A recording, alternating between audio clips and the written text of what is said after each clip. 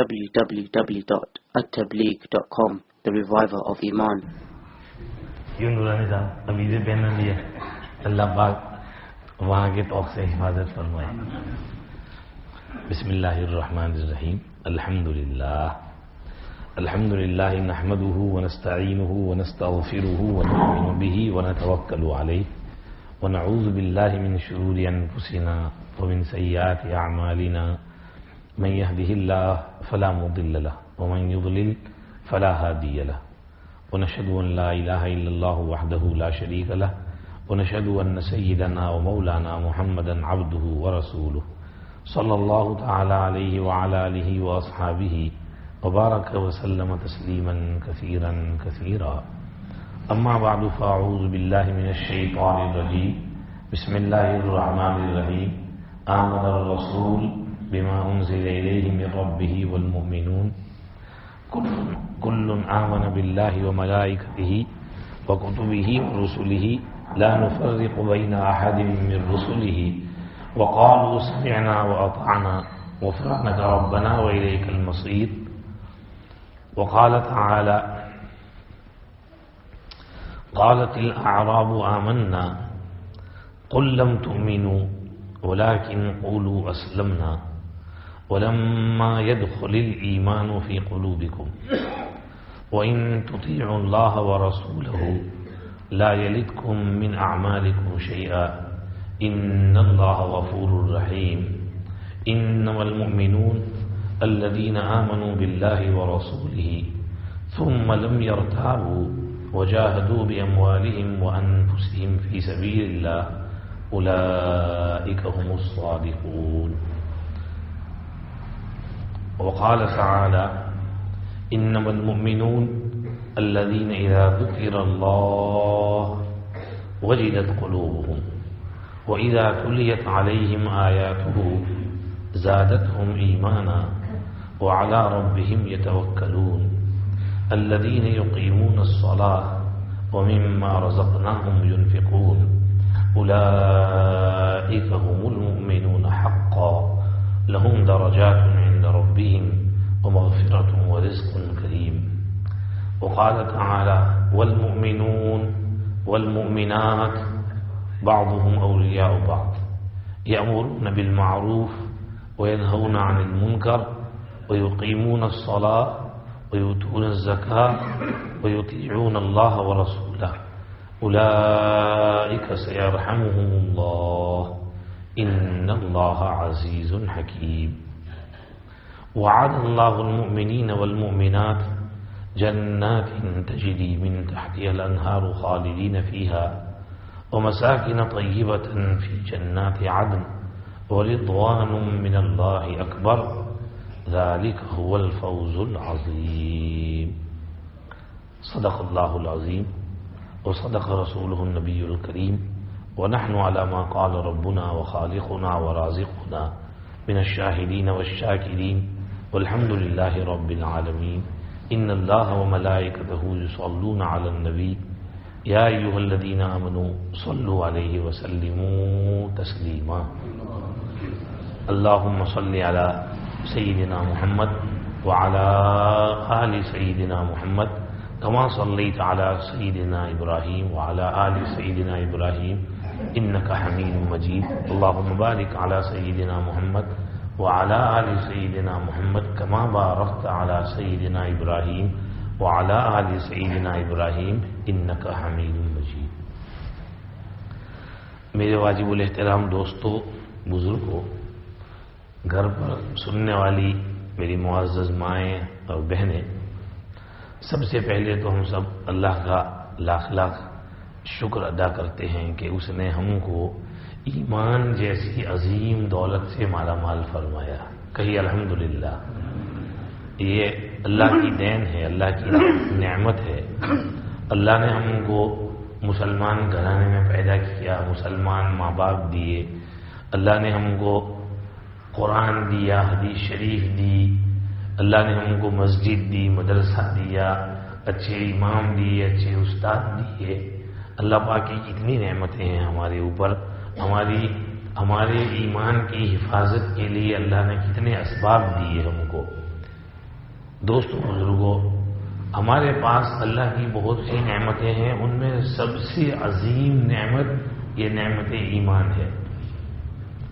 ایمان ہے تو نجات ہے، اگر ایمان ہاتھ سے چلا گیا تو کبھی بھی چھٹکارا نصیب نہیں ہوگا۔ حضرت حسن بصری رحمت اللہ علیہ وہ حدیث سناتے جس میں نبی کریم صلی اللہ علیہ وسلم نے اس شخص کا تذکرہ کیا ہے جو ہزاروں سال کے بعد جہنم سے نکلے گا اور سب سے آخر میں جہنم سے نکلنے والا ہوگا، اس کے بعد کوئی جہنم سے نہیں نکل پائے گا۔ تو وہ بڑی مصیبت سے نکلے گا، ایک دم کالا کالا جل کر کوئلہ ہو گیا ہوگا اور اس میں ہمت طاقت نہیں ہوگی، کمزور دبلا پتلا ہوگا، لاغر ہوگا۔ اللہ سے کہے گا مجھے اس درخت کے قریب کر دیجئے، پھر کہے گا تھوڑا اور آگے بڑھا دیجئے، پھر کہے گا جنت دے دیجئے، اللہ اس کو جنت دیں گے۔ یہ حدیث حسن بصری نے سنائی، اس کے بعد رو دیے۔ کسی نے پوچھا رونے کی کیا وجہ؟ فرمانے لگے بھائی یہ آدمی کم سے کم جہنم سے نکلا تو صحیح، اس کو اتنی تو گارنٹی کہ جہنم سے نکلا، ہمارا کیا پتا ہمارا ایمان محفوظ بھی رہے گا کہ نہیں، مرنے سے پہلے کہیں ایمان سلب نہ ہو جائے۔ اگر ایمان چلا گیا تو پھر جہنم سے کبھی بھی نکلنا نصیب نہیں ہوگا، ہمیشہ ابد الآباد دوزخ کے عذاب میں رہنا پڑے گا۔ تو کم سے کم یہ آدمی نکلا تو صحیح، بھلے سب سے اخیر میں نکلا۔ مجھے رونا اس پر آ رہا ہے کہ بس اب یہ سوچ رہا ہوں کہ اللہ پاک میرے ایمان کی حفاظت کرے، خاتمہ بالخیر ہو، ایمان پر خاتمہ ہو، تاکہ کم سے کم وہاں نجات تو ہو سکے۔ مومن بہرحال مومن ہے۔ ایک حدیث میں حضور نے فرمایا المؤمن القوی خیر واحب الی اللہ من المؤمن الضعیف وفی کل خیر۔ جو مضبوط مومن ہے وہ بہتر ہے اور اللہ کو زیادہ محبوب ہے کمزور مومن سے۔ ہاں ہر مومن میں خیر ہے، مضبوط مومن سے وہ مومن جو اللہ کی رضا اور خوشی کے لیے مشقت اور تکلیف برداشت کرتا ہو، نماز، روزہ، زکوٰۃ، صدقہ، خیرات، تسبیح، تلاوت، ذکر، فکر، تہجد، اشراق، چاش، اوابین، دین پر ثابت قدمی، گناہوں سے پرہیز، آنکھوں کے گناہوں سے حفاظت، زبان کے گناہ سے حفاظت، کان کے گناہ سے حفاظت، لڑائی جھگڑا سے حفاظت، غیبت سے حفاظت، تیری میری سے حفاظت، ہر قسم کی برائیوں سے بچ کر رہنا، حرام کمائی سے بچنا، حرام خوری سے بچنا، حرام دھندوں سے بچنا، سود سے بچنا، جوئے کے پیسوں سے بچنا، شراب سے بچنا، گیملنگ سے بچنا اور ڈرگز سے بچنا، بے پردگی سے محفوظ رہنا اور بے پردہ باہر نہ نکلنا اور اسلامی شریعت اور احکام کا خیال رکھنا۔ جو مومن مرد، جو مومن عورت اس کا خیال رکھ کر کے زندگی گزارے وہ مضبوط اور قوی ہے، اور جو ان باتوں کا خیال نہ کرے، ان میں سستی کرے، وہ ضعیف اور کمزور ہے۔ فرمایا جو مضبوط مومن ہے، پرہیزگار ہے، متقی ہے، دیندار ہے، وہ اللہ کا محبوب پیارا ہے اور وہ بہتر ہے، اور بہتر ہے اس مومن سے جو کمزور ہے۔ لیکن پھر آگے حضور نے کمزور مومن کو بھی نا امید کرنا نہیں چاہا، اس لیے بڑا پیارا جملہ فرمایا وفی کل خیر، ہر مومن میں خیر ہے، مضبوط میں بھی کمزور میں بھی۔ لہذا اگر کوئی کمزور مومن ہو تو اس کو تانا نہیں دینے کا، اس کو کچھ کہنے کا نہیں کہ تو بہت بدماش ہے، گنڈا ہے اور تو نماز نہیں پڑھتا ہے، بے نمازی ہے اور تو ایسا تو ویسا۔ اس کے لیے دعا کرنے کی کہ اللہ اس کو ہدایت دے، اس کو دین کے قریب کرنے کی کوشش کرنے کا، اس کا ایمان بچ جائے، صحیح راہ پر آ جائے اور اچھا مسلمان بن جائے، اچھی مسلمان بن جائے۔ سیدنا عمر بن خطاب رضی اللہ عنہ کے زمانے میں ایک جوان لڑکا تھا مدینہ شریف میں، بہت پرہیزگار، صف اول میں نماز پڑھنے والا، نہایت متقی۔ حضرت عمر بھی اس کو دیکھ کر خوش ہوتے تھے اور مدینے والے بھی سب اس جوان پر عش عش کرتے تھے، کتنا پرہیزگار، کتنا نیک، کتنا عبادت گزار، لڑکا ہے۔ ایک مرتبہ ایسا ہوا کہ مصر سے کچھ حاجی آئے ہوئے تھے، اس کی ان سے کچھ بات چیت دوستی ہوئی، انہوں نے اس کو کہا ہمارے ساتھ چلو، مصر بڑی مزے کی جگہ ہے، تم کو بہت انجوائے کرنے کو ملے گا، مزہ آ جائے گا۔ اس نے کہا چلو ذرا سیر کر لیتے ہیں، گیا ادھر۔ اب ادھر جا کر کے دھیرے دھیرے بیچارے نے الٹی چال چلنا شروع کر دیا۔ وہاں سے کچھ مدت بعد اس علاقے سے کچھ مصری حجاج یہاں آئے تو حضرت عمر نے پوچھا وہ ہمارے یہاں سے ایک لڑکا تمہاری طرف گیا تھا، اس کا کیا حال چال ہے؟ تو انہوں نے کہا امیر المومنین اس کا حال مت پوچھو، آیا تب تو بڑا نیک تھا، غلط سلط دوستی میں پڑ گیا، اس کے بعد اس کی چال ڈھال بدل گئی اور دھیرے دھیرے اب دین سے بہت دور نکل گیا، وہ اب ہر قسم کی گناہوں میں ملوث ہو گیا ہے، اس کی زندگی خراب ہو گئی ہے، برباد ہو گئی ہے۔ تو حضرت عمر رضی اللہ عنہ سر پکڑ کے بیٹھ گئے، افسوس کرنے لگے، ہائے اتنا اچھا لڑکا تھا، کیا ہو گیا اس کو؟ اس کے بعد حضرت عمر نے حاضرین سے کہا بھائی ادھر آ جاؤ، قریب آ جاؤ، اس جوان کے لیے ہم دعا کرتے ہیں۔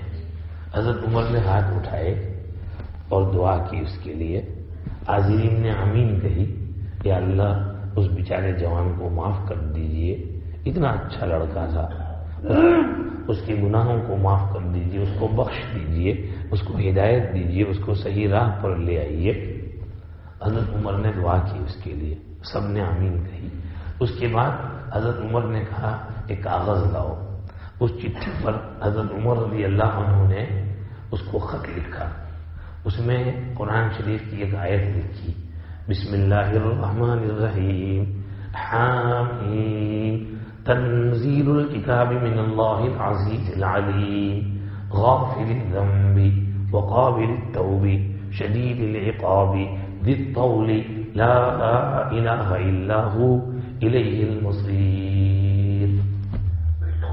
حامیم، یہ قرآن اللہ کی طرف سے اتارا ہوا ہے، جو اللہ بڑے پاور والے ہیں، مائٹی، عزیز، طاقت والے ہیں، اور حکیم، حکمت اور وزڈم والے ہیں، علیم، جاننے والے ہیں سب کچھ، اللہ کو سب کچھ معلوم ہے، اللہ سے کوئی چیز چھپی ہوئی نہیں ہے۔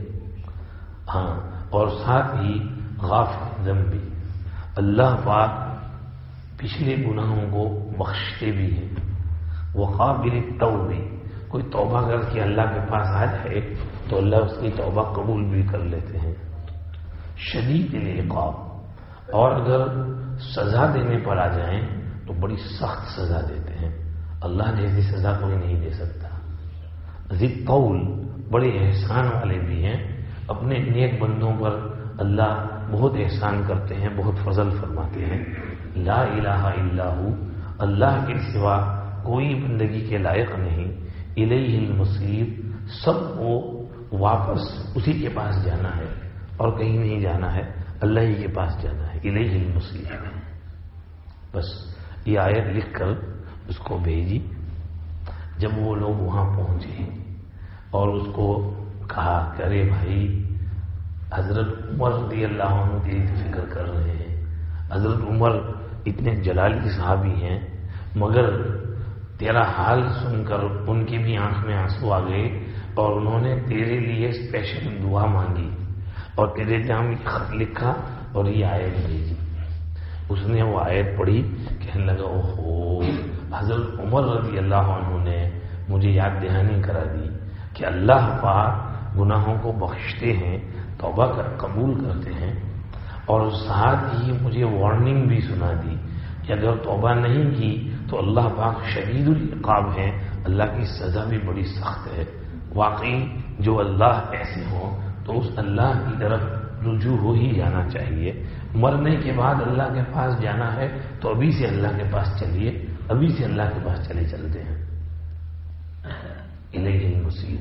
بس اس نے اپنا سارا وہ برائی وغیرہ چھوڑی، کان پکڑے، مسجد میں آ کر 2-4 رکعت نمازیں پڑھی، صلاۃ التوبہ پڑھی، اور اس کے بعد اس نے بھی سفر کا پختہ ارادہ کر لیا اور واپس مدینہ شریف آ گیا.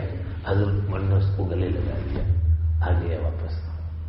یہ ہے ہمارے اسلاف کا طرز عمل ایسے جوانوں کے ساتھ جو بیچارے دین چھوڑ کر دوسری طرف چلے جاتے ہیں. اور اس زمانے میں تو اس سنت پر عمل کرنے کی بہت ضرورت ہے, کیونکہ اس وقت ہمارے نوجوان بچوں کے سامنے بہت شہوات ہیں. حب الشہوات من النساء والبنین والقناطیر المقنطرة من الذهب والفضة والخیل المسومة والانعام والحرث. یہ اللہ پاک نے کہا یہ حب الشہوات ہے, سب شہوت پرستی ہے. آج جوانوں کے پاس شہوت پوری کرنے کے لیے کیا نہیں ہے؟ ٹیلی ویژن ہے, فلم ہے, مووی ہے, سنیما ہے, ڈرامہ ہے, موبائل ہے, انٹرنیٹ ہے, واٹس ایپ ہے, سوشل میڈیا ہے, ویڈیوز ہیں, آڈیوز ہیں, طرح طرح کا گند اور کباڑ ادھر سے ادھر جاتا ہے. بیچارے کہیں نہ کہیں پھسل جاتے ہیں, سلپ ہو جاتے ہیں, کہیں نہ کہیں سلپ ہو جاتے ہیں. تو اب ان کے لیے دعائیں کرنے کی بہت ضرورت ہے. ہم سب مل کر ایسے جوانوں کے لیے دعا کریں کہ ہمارے گاؤں میں جتنے بھی ایسے جوان لڑکے ہوں, جوان لڑکیاں ہوں, یا تو بیچارے دین سے دور ہو گئے ہوں یا دین سے خارج ہو گئے ہوں, دونوں کو اللہ پاک ہدایت دے. جو دین سے دور ہو گئے ہیں اللہ ان کو دین کے قریب کر دے, جو دین سے نکل گئے ہیں اللہ ان کو واپس دین میں لے آئے. یہ ہمارے اوپر ضروری ہے کہ ہم اپنے وطن کے اور اپنے وطن کی جوانوں کے لیے اور ایسے بیچارے بے راہ اور گمراہ لوگوں کے لیے دل کھول کر دعا مانگیں. تو یہ کرنا پڑے گا, اس کے بغیر چارہ نہیں ہے. دیکھو ہمارے نبی صلی اللہ علیہ وسلم صرف نیک لوگوں کے لیے دعا مانگتے تھے یا جن کو لوگ برا سمجھتے ہیں ان کے لیے بھی دعا مانگتے تھے؟ بتاؤ, مانگتے تھے کہ نہیں؟ ارے وہ تو غیر مسلموں کے لیے بھی دعا مانگتے تھے. وہ تو ایسے لوگوں کے لیے دعا مانگتے تھے جنہوں نے وہ مار مار کر لہو لہان کر دیا تھا, جنہوں نے ان کے دانت توڑ دیے, ان کی گال زخم کر دیے, خون نکال دیا. ان کے لیے وہ کہہ رہے تھے اللہم اغفر لقومی فإنہم لا یعلمون, اے خدا میری قوم کو معاف کر دے, بیچارے مجھے جانتے نہیں ہیں, مجھے جانتے نہیں ہیں اس لیے ایسی حرکت کر رہے ہیں. تو ہمارے جوان بھی بیچارے نادانی میں ادھر سے ادھر چلے جاتے ہیں. تو ہمیں ان کے لیے دعا کرنا پڑے گا کہ اللہ ان کی مغفرت فرمائے, اللہ ان پر رحم کرے, اللہ ان کو ہدایت دے, اللہ ان کو دین کے قریب لے آئے. دوستوں بزرگوں, یہ ایمان کی دولت بہت زبردست عظیم دولت ہے, بہت عظیم دولت ہے. قرآن پاک میں آپ کو کتنی جگہوں پر ایمان کا لفظ ملے گا. سورہ بقرہ شروع ہوتی ہے الذین یؤمنون بالغیب ویقیمون الصلاۃ ومما رزقناہم ینفقون. ہاں جی, ایمان, غیب پر ایمان رکھتے ہیں, نماز برابر پڑھتے ہیں, ہم نے جو مال دیا ہے اس میں سے خرچ کرتے ہیں. والذین یؤمنون بما انزل الیک وما انزل من قبلک, قرآن پر بھی ایمان رکھتے ہیں, پچھلی کتابوں پر بھی ایمان رکھتے ہیں. وبالآخرۃ هم یوقنون, آخرت پر بھی پورا یقین رکھتے ہیں. اولئک علی ھدی من ربہم واولئک هم المفلحون, یہ لوگ ہدایت پر ہیں جو رب کی طرف سے ملی اور یہ لوگ کامیاب ہیں. اللہ پاک نے سورہ بقرہ ہی میں ایمان کی اہمیت ہم کو سمجھا دی. آگے چل کر اللہ پاک نے بنی اسرائیل کو خطاب کیا, فرمایا وآمنوا بما انزلت مصدقا لما معکم ولا تكونوا اول کافر به ولا تشتروا بآیاتی ثمنا قلیلا وإیایا فاتقون. میں نے جو قرآن اتارا ہے اس پر ایمان لاؤ, مصدقا لما معکم ولا تكونوا اول کافر به, پہلے کافر مت بنو, ولا تشتروا بآیاتی ثمنا قلیلا, میری آیتوں کو بیچ کر کے تھوڑے تھوڑے پیسے رشوت مت لو. وإیایا فارہبون, مجھ سے ڈرو. تو یہ اللہ پاک ایمان کی اہمیت, ایمان لے آؤ, ایمان رکھو.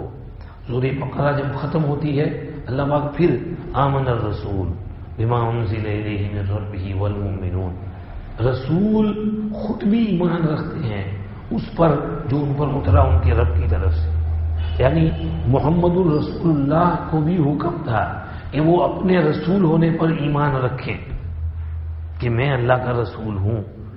اسی کو آگے کہا رسول خود بھی ایمان رکھتے ہیں ان باتوں پر جن کا دوسروں کو حکم دیتے ہیں. کل آمن باللہ وملائکتہ وکتبہ ورسلہ، سب ایمان رکھتے ہیں اللہ پر، اللہ کے فرشتوں پر، اللہ کی کتابوں پر، اللہ کے رسولوں پر، اور بولتے ہیں لا نفرق بین احد من رسلہ، ہم اللہ کے رسولوں میں تفریق نہیں کرتے، سب رسولوں پر برابر ایمان رکھتے ہیں. اور بولتے ہیں سمعنا واطعنا غفرانک ربنا والیک المصیر، ہم نے آپ کی بات سنی اور ہم نے مانی، ہم آپ کی مغفرت مانگتے ہیں ہمارے رب، اور ہم نے آپ ہی کے پاس واپس آنا ہے، لوٹنا ہے. تو یہ ایمان رکھنا ضروری ہے. آمن الرسول اللہ نے کہا. آگے جگہ جگہ اللہ پاک ایمان کا حکم دیتے ہیں. یا ایھا الذین آمنوا آمنوا باللہ ورسولہ والکتاب الذی نزل علی رسولہ والکتاب الذی انزل من قبل ومن یکفر باللہ وملائکتہ وکتبہ ورسلہ والیوم الآخر فقد ضل ضلالا بعیدا. جو آدمی کفر کرے گا وہ بہت دور نکل گیا گمراہی میں. ایمان چھوڑ دے اور ایمان سے نکل جائے اور اللہ کو نہ مانے، شرک کرنے لگے، کفر کرنے لگے تو وہ دور نکل گیا. دیکھو ایک راستے پر آپ جا رہے ہوں، بمبئی کے راستے پر، اور کہیں پر آپ نے ایگزٹ کر لی بھول سے اور نکل کر کے کہیں دور چلے گئے، اب پتہ نہیں کہاں پہنچے، جنگل میں پہنچ گئے، اب واپس راستہ مل ہی نہیں رہا ہے. تو بہت دور نکل گئے، اتنے دور پیٹرول بھی ختم ہو گیا، کوئی راستہ بھی نہیں مل رہا، جنگل میں ہے، گاڑی خراب ہو گئی، اب واپس سڑک پر آنے کی کوئی گنجائش ہی نہیں ہے، پھنس گئے. عربستان میں ریگستان ہے، ڈیزرٹ ہے، اس میں لوگ گم ہو جاتے ہیں، مر جاتے ہیں. ایک دفعہ اخبار میں پڑھا کہ ایک بہت بڑی جیپ والا 4x4 جا رہا تھا مین روڈ کے اوپر. اس نے سوچا کہ یہاں سے یہ بہت لمبا روڈ ہے اور گھنٹے لگ جائیں گے، یہ ڈیزرٹ میں سے شارٹ کٹ ہے، میں ادھر سے لے لیتا ہوں، میری تو 4x4 گاڑی ہے. تو اس نے وہ ایگزٹ کر لی اور نکلتے نکلتے وہ بھٹک گیا. اب جو ہے وہ آگے چل کے ایک جگہ اس کی گاڑی خراب ہو گئی، انجن کو کچھ ہو گیا، اٹک گیا. اب آگے پیچھے کوئی نہیں، موبائل کی سگنل بھی نہیں، کسی کو فون بھی نہیں کر سکتا. تو گاڑی میں سے نکلا، ادھر ادھر بھاگ رہا ہے. پیاس نے اس کو سلایا، اب گاڑی میں پانی بھی نہیں ہے اس کے پاس. تو پریشان بالآخر ادھر ادھر سارے ریگستان میں چکر لگا کر واپس گاڑی کے پاس آیا، وہیں پہ دم توڑ دیا، مر گیا. اخبار میں تو یہ جو ایگزٹ کر لے دور جا کے ختم ہو جاتا ہے. اس کو کہا فقط ضل ضلالا بعیدا، جو کفر کرے وہ دور نکل جاتا ہے، پھر وہ ختم ہو جاتا ہے، مر جاتا ہے. پھر اس کے حالات بہت بگڑ جاتے ہیں، پھر اس کے لیے موت کے سوا کچھ نہیں. اللہ ہماری حفاظت فرمائے. تو ایمان پر ثابت قدمی اور صحیح رستے پر چلتے رہنا یہ بہت ضروری ہے، بہت ضروری ہے. اب کچھ لوگ کہتے ہیں کہ ہمارے دل میں تو ایمان ہے. تو حضور پاک صلی اللہ علیہ وسلم کے زمانے میں بھی ایسا ہوا. کچھ دیہات کے رہنے والے لوگ، گاؤں کے رہنے والے مدینہ شریف آئے، مسلمان ہوئے، کہنے لگے ہم تو مومن ہیں، ہم تو مومن ہیں. تو اللہ رب العزت والجلال نے سورہ حجرات میں 26 سپارے میں آیت نازل فرمائی، قالت الاعراب آمنا. دیہات اور گاؤں والے کہنے لگے ہم ایمان لے آئے ہیں. اللہ نے فرمایا قل لم تؤمنوا ولكن قولوا اسلمنا. ان سے کہیے ابھی تم ایمان نہیں لائے ہو، بولو ہم اسلام لائے ہیں. اس لیے کہ اسلام ہے ظاہر میں عمل کرنے کا نام، اور ایمان ہے دل میں یقین بٹھانے کا نام. حدیث جبریل میں ہے الایمان ان تؤمن باللہ وملائکتہ وکتبہ ورسلہ والیوم الآخر والقدر خیرہ وشرہ. اور اسلام فرمایا الاسلام ان تشہد ان لا الہ الا اللہ وان محمد رسول اللہ وتقیم الصلاۃ وتؤتی الزکاۃ وتصوم رمضان وتحج البیت ان استطعت الیہ سبیلا. تو ابھی تم ظاہر میں مسلمان ہوئے ہو، ابھی ایمان نہیں لائے ہو. ولکن قولوا اسلمنا. کیوں؟ فرمایا ولما يدخل الایمان فی قلوبکم. ابھی ایمان تمہارے دل میں جمع نہیں ہے، سیٹ نہیں ہوا ہے. جی آئس کریم بناتے ہیں تو اس کو فریزر میں رکھ کر اس کو سیٹ کرنا پڑتا ہے، تب جا کر وہ آئس کریم بنتی ہے، ورنہ وہ پتلا پتلا دودھ رہتا ہے. تو تمہارے دل میں ابھی ایمان سیٹ نہیں ہوا ہے، ابھی تم ظاہر میں مسلمان ہوئے ہو. ولما يدخل الایمان فی قلوبکم. کیسے سیٹ ہوگا؟ فرمایا وَإِن تُطِيعُوا اللَّهَ وَرَسُولَهُ لَا يَلِدْكُم مِّنْ أَعْمَالِكُمْ شَيْئًا إِنَّ اللَّهَ غَفُورٌ رَحِيمٌ. اللہ رسول کا کہنا ماننے سے ایمان سیٹ ہوگا. آگے إِنَّمَا الْمُؤْمِنُونَ الَّذِينَ آمَنُوا بِاللَّهِ وَرَسُولِهِ. ایمان والے تو وہ ہیں جو یقین کرتے ہیں اللہ پر اور اللہ کے رسول پر. ثم لم يرتابوا. پھر ان کو کوئی ڈگ ڈگ ڈگ ڈگ تذبذب شک شبہ ڈاؤٹ نہیں ہوتا. ثم لم يرتابوا وجاهدوا باموالهم وانفسهم في سبيل الله. جو اپنی جان اور مال سے اللہ کی راہ میں محنت کرتے ہیں، نکل پڑتے ہیں. اولئک هم الصادقون. یہ ہیں سچے ایمان والے. جی آج ہم کو اللہ کی راہ میں جان اور مال کے ساتھ نکلنے کو نہیں کہا جاتا. تبلیغ والے سے ہمارا ٹائم مانگتے ہیں تھوڑا، کہ اللہ کے راستے میں تھوڑا ٹائم دو، وہ بھی ہم سے نہیں دیا جاتا. وہاں تو صحابہ کرام اپنی جان کا جوخم لگا دیتے تھے، شہید ہو جاتے تھے. فرمایا وہ سچا ایمان والا ہے جو اللہ کی راہ میں نکل پڑا، جان اور مال کے ساتھ سب کچھ قربان کر دیا. اس درجے پر پہنچنے کے لیے تو ہم کو 10 جنم لینے پڑیں گے تو بھی نہیں پہنچ پائیں گے. یہ سچا اور پکا ایمان ہے. آج ہمیں اس ایمان کو بنانے کی ضرورت ہے. ایمان کو ہمارے دلوں میں بٹھانے اور جمانے اور بسانے کی ضرورت ہے. تب جا کر کہ ہم پکے ایمان والے کہیں گے. ورنہ کیا ہوگا اگر ایمان پکا نہیں ہے، کمزور ہے، ڈھیلا پوچا ہے، شک شبہ والا ہے، تو پھر نعوذ باللہ ارتداد آ جائے گا، مرتد ہو جائیں گے. اور دیکھو ارتداد کی 3 قسمیں ہیں. ایک ہے فکری ارتداد. یہ آدمی کی سوچ بچار مذہبی نہ رہے، وہ مذہب کو مانتا بھی ہے، عمل بھی کرتا ہے، نماز بھی پڑھتا ہے، کبھی کبھی جمعہ میں بھی آ جاتا ہے، کبھی کبھی کوئی نماز بھی پڑھ لیتا ہے، رمضان میں 2-4 روزے بھی رکھ لیتا ہے، عمل بھی کرتا ہے، کبھی حج میں بھی چلا گیا. لیکن اس کے دل میں اس کو مذہب پر تسلی نہیں ہے. یہ فکری ارتداد ہے. اس کی سوچ دھیرے دھیرے بدل رہی ہے. اور چونکہ وہ ایسے ماحول میں رہتا ہے، ماں باپ مسلمان ہیں اور بھائی بہن مسلمان ہیں، تو اس کو ڈر لگتا ہے کہ کوئی کچھ کہے گا تو دیکھا دیکھی عمل کر لیتا ہے. ورنہ حقیقت میں اندر سے وہ بالکل خالی اور کورا ہوتا ہے. یہ فکری ارتداد ہے.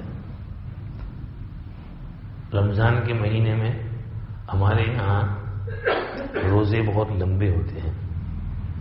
الحمدللہ عام طور پر بچے روزہ رکھتے ہیں، اسکول بھی جاتے ہیں، روزہ رکھ کر جاتے ہیں.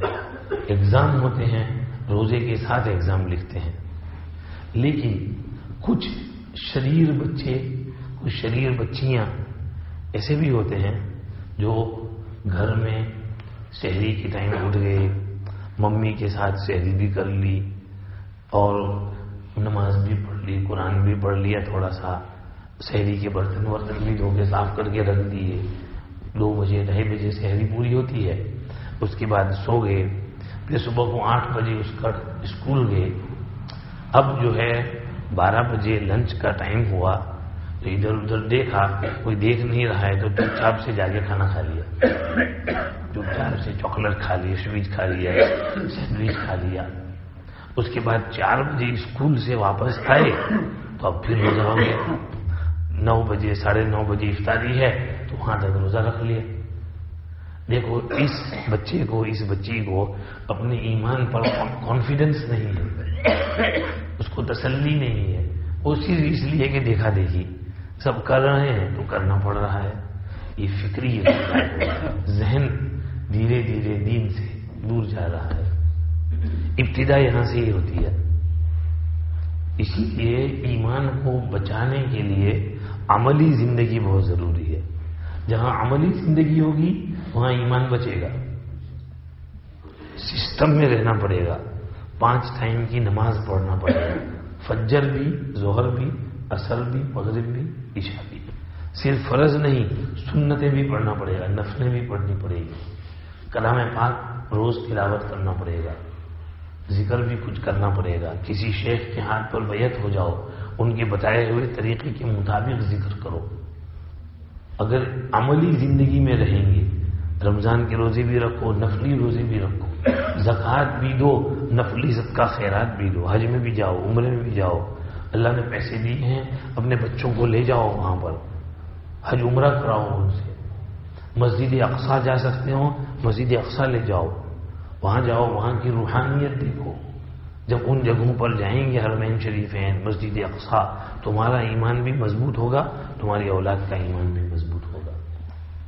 میں ابھی مسجد اقصیٰ جا کر آیا ہوں 3 ہفتہ پہلے، اس وقت انتشار نہیں تھا، اس کے بعد یہ سب اعلان ہوئے، ہمارے آنے کے بعد بہت امن اطمینان، اور ٹیل اویو ایئرپورٹ پہ ہم اترے 1 گھنٹے میں یروشلم، اور وہاں الحمدللہ ہم کو کوئی پریشانی بھی نہیں ہوئی، بلکہ ہندوستانیوں کے لیے تو اب راستہ کھل گیا ہے، آسانی ہے، آپ لوگوں کو ویزا بھی مل جاتا ہے، آرام سے چلے جاؤ، پیسے اگر اللہ نے دیے جاؤ مسجد اقصیٰ۔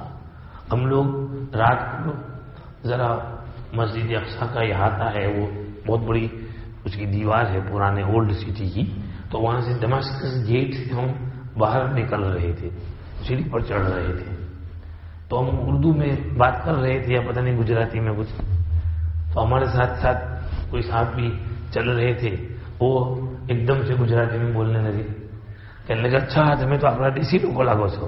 میں کہا ہاں، میں نے کہا کہ آپ کہاں سے ہیں؟ تو کہا ہم بھی انڈیا سے ہیں۔ کون سے علاقے سے ہیں؟ گجرات سے۔ میں کہا ہم بھی گجرات کے ہیں، آپ کہاں سے ہیں؟ کہنے لگا ہم احمد آباد سے ہیں۔ یہاں کیا کرتے ہیں؟ میں یہاں 8 سال سے کام کر رہا ہوں، کام کی ویزا پہ یہاں آیا ہوا ہوں۔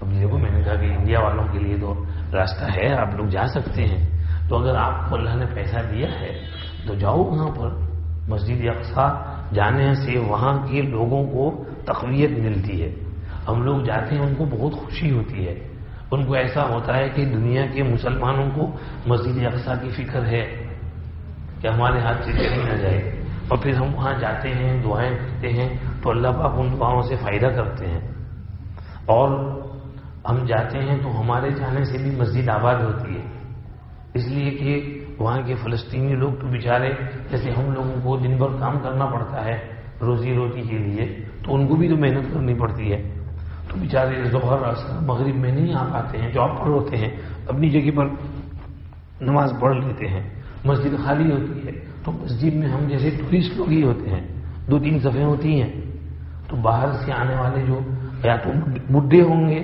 جو پہلی صف میں قرآن شریف پڑھ رہے ہوں گے ریل پر، یا پھر یہ مسافر ہوں گے جو ٹورسٹ۔ عورتوں کے لیے بھی یہ آتا ہے، وہاں ذرا سا پردہ رکھا ہوا اسکرین، اس کے پیچھے عورتیں سب ہوتی ہیں اور آگے مرد ہوتے ہیں، تو مسجد اقصیٰ جانا چاہیے، وہاں جاتے ہیں، وہاں کی روحانیت، وہاں کی اسپریچوالٹی محسوس ہوتی ہے۔ کہ نبی کریم صلی اللہ علیہ وسلم معراج میں یہاں تشریف لائے تھے، یہاں پر پیغمبروں کو نماز پڑھائی تھی، پیغمبروں کو امامت کرائی تھی، 1,24,000 پیغمبروں نے یہاں حضور کے پیچھے نماز پڑھی تھی حضور کی امامت میں، اور وہاں بڑے بڑے جلیل القدر پیغمبر آئے، حضرت ابراہیم علیہ السلام اور اسحاق علیہ السلام نے مسجد اقصی بنائی تھی چھوٹی سی. اس کے بعد داؤد علیہ السلام اور سلیمان علیہ السلام نے اس کو بہت وسیع عریض چوڑا کر کے بنایا. اس کے بعد حضرت زکریا اور یحییٰ علیہ السلام نے پوری زندگی وہاں نکالی. حضرت عیسیٰ علیہ السلام وہاں پیدا ہوئے، وہاں پلے، وہاں جوان ہوئے، وہاں بڑے ہوئے، وہیں پر ان کی زندگی گزری. وہاں جائیں گے تو آپ کو اس کی ہسٹری سمجھنے کو ملے گی، سیکھنے کو ملے گی. آپ کے بچے سیکھیں گے تو اس سے ان کا ایمان مضبوط ہوگا. تو یہ سسٹم میں رہنا، اس لائن میں لگے رہنا، یہ ضروری ہے ایمان کو بچانے کے لیے، ورنہ یہ فکری ارتداد شروع ہو جائے گا. اور اس کے بعد نمبر 2، دوسرا سٹیج ارتداد کا یہ ہے کہ یہ جو تھوڑا بہت عمل کر لیتے تھے، کبھی کبھی جمعہ پڑھ لیتے تھے، کبھی کبھی عید پڑھ لیتے تھے، وہ بھی سب رخصت ہو جاتا ہے. یہ لوگ اپنے آپ کو کلیئر کٹ کافر تو نہیں کہتے، ان کا نام بھی عبداللہ، عبدالرحمن، موسیٰ اور عیسیٰ، خدیجہ اور عائشہ، زینب اور یہ نام رکھتے ہیں اسلامی نام، لیکن عملی زندگی میں کچھ بھی نہیں. روزہ رکھنے کو کہا جائے رمضان ہے نہیں مانتے، دن دہاڑے بربلا سب کے سامنے کھاتے ہیں پیتے ہیں. نماز کون پڑھے؟ جس کو فرصت ہو جا کے پڑھے نماز. زکوٰۃ میں تو نہیں دیتا زکوٰۃ. حج کون جاوے حج میں؟ وہاں جانے سے کیا فائدہ؟ دماغ خراب ہو گیا. تو یہ عملی زندگی 0 0، یہ اب گیا کام سے. اس نے ابھی کلیئر ڈکلیئر نہیں کیا ہے. یہ بھی ایک طرح کا دوسری قسم کا ذہنی ارتداد ہے. ذہن خراب ہو گیا، ذہن مرتد ہو گیا. اور اس کے بعد تیسرا سٹیج ارتداد کا یہ ہے کہ آدمی اپنے آپ کو ڈکلیئر بھی کر دے کہ آئی ایم نو لانگر مسلم، میں مسلمان نہیں ہوں، میں تو اسلام سے نکل گیا، اعلان کر دے. یہ شروع وہاں سے ہوا تھا. علم کم، عمل نہیں، علم بھی نہیں، عمل بھی نہیں.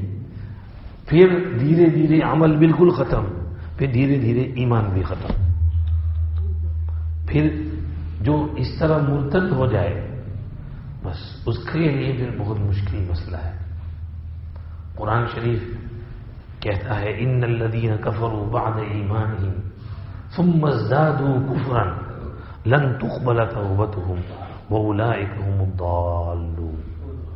جو ایمان لانے کے بعد کفر کر بیٹھتے ہیں اور پھر ان کو افسوس بھی نہیں ہوتا کہ ہم نے کفر کیا ہے، بلکہ کفر میں اور بڑھتے چلے جاتے ہیں. ثم ازدادوا کفرا، کفر زیادہ ہو جاتا ہے تو لن تقبل توبتهم، ان کی توبہ ہرگز ہرگز قبول نہیں ہوگی. واولئک هم الضالون، اور یہ بالکل بھٹکے ہوئے لوگ ہیں. اللہ بچائے. اللہ نے فرمایا